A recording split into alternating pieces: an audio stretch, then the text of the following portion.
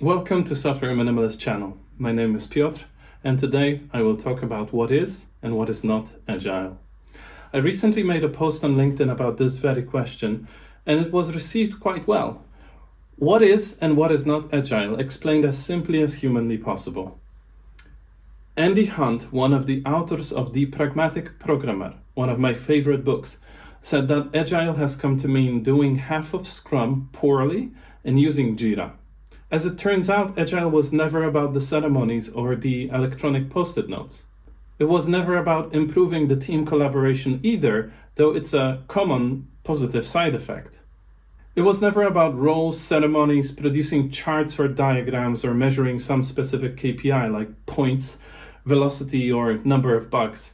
It's not even about managing backlogs with user stories. It is especially not about safe framework style scaling agile, which is just a recipe for maintaining a waterfall bureaucracy with a new coat of paint. What it was always about is the vertical integration of your product. As quickly as you can, then testing it against reality, learning from mistakes, and improving continuously. What is that thing we can produce that actually brings value? How do we produce it as quickly as possible? How can we test it?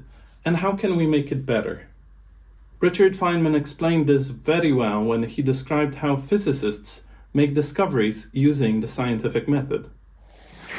In general, we look for a new law by the following process. First, we guess it. Then we well, don't laugh, that's really true. Then we compute the consequences of the guess to see if this is right, if this law that we guessed is right, we see what it would imply, and then we compare those computation results to nature, or we say compare to experiment or experience, compare it directly with observation to see if it works. If it disagrees with experiment, it's wrong. And that simple statement is the key to science. It doesn't make a difference how beautiful your guess is, it doesn't make a difference how smart you are who made the guess, or what his name is. If it disagrees with experiment, it's wrong. That's all there is to it. The most fundamental essence of agile is the application of scientific method to the management and the creation of software. Scientific method applied to software engineering is simply this. Have an idea about how something works or should work, implement it. Make a prediction, define the test to see if it really works the way you expected or the way a customer expects. If it fails the test, get rid of it or modify it continuously. Do it again until you reach the desired behavior. There is something important to be said about point 3. Notice I said if the test fails. This implies the existence of the test and the engineering organization honoring the results of the test. That is frequently more difficult than it seems. Henrik Nieberg, a great agile coach, said it brilliantly: if your organization doesn't value truth, it will not like agile.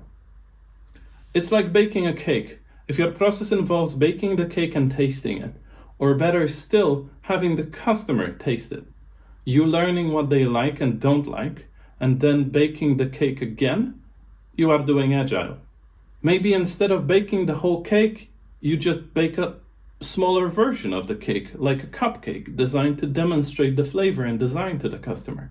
If you instead have opportunity analysts trying to understand the requirements for the cake for 2 months, then cooks preparing the ingredients for 2 months, then cooking it for another 2 months, and then releasing it after it was in storage for 2 months, no amount of task tracking, backlog grooming, stand-ups, or meeting minutes will make you agile. You miss the point completely. From the very beginning, the point of agile was to establish learning cycles if they didn't exist before. Doing that through vertical integration of value stream, speeding up and optimizing the throughput of the value stream, removing wasted time and effort, removing bottlenecks and dependencies, and ensuring all stakeholders have the same understanding of what value actually means. Only after all this is understood can we have a meaningful conversation about some practices which are considered agile, like extreme programming, acceptance testing, test-driven development, Scrum, continuous delivery, etc.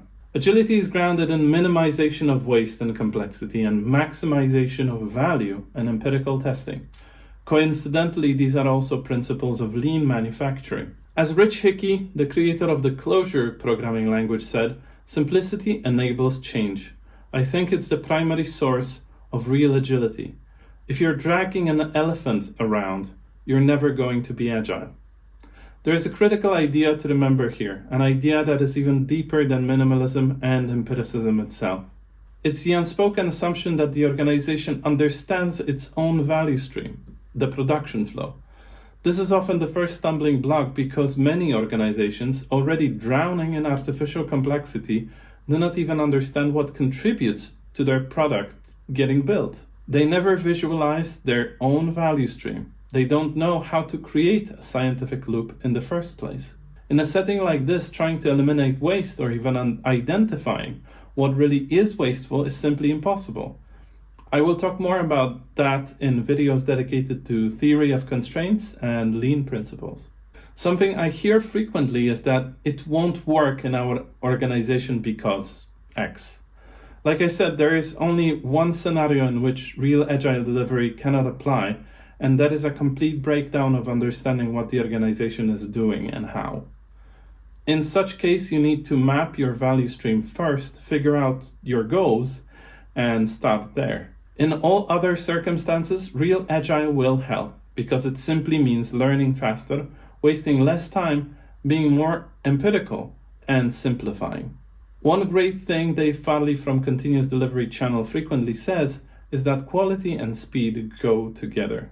Only through the speeding up of learning cycles can we get quality built into the process, and only by maintaining an unwavering commitment to quality can we get faster learning cycles. You cannot get one without the other.